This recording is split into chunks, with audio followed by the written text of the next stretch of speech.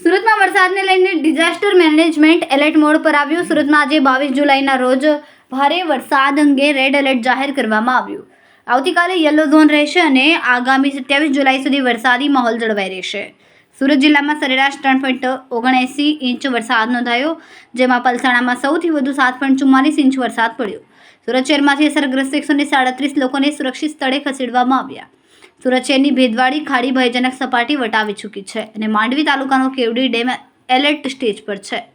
સુરત ગ્રામીણ પંચાયત હસ્તકના 44 રસ્તાઓ બંધ કરાયા છે અને વૈકલ્પિક રસ્તાઓ ચાલુ રાખવામાં આવ્યા છે. વડોદરા પર્વત પાટિયા સહિત ખાડી પૂર આવે તેવા વિસ્તારના એનડીઆરએફ એસડીઆરએફની ટીમો તૈનાત કરાઈ છે.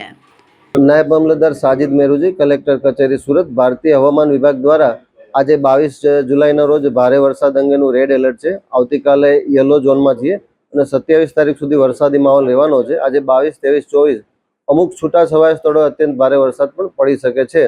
24 કલાક દરમિયાન સુરત જિલ્લામાં 3.79 ઇંચ વરસાદ પડેલો છે. સમગ્ર જિલ્લામાં સતત વરસાદ વરસી રહ્યો છે.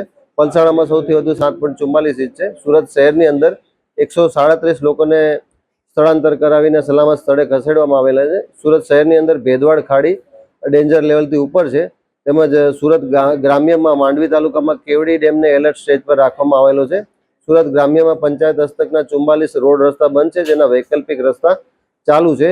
એનડીઆરએફ એસડીઆરએફની ટુકડીઓ સુરત શહેરની અંદર Kharvadnagar, Bhestan, Paligam, Dindoli fire station, kangaroo circle, Puna પાટિયામાં ડિપ્લોય કરવામાં આવેલી છે.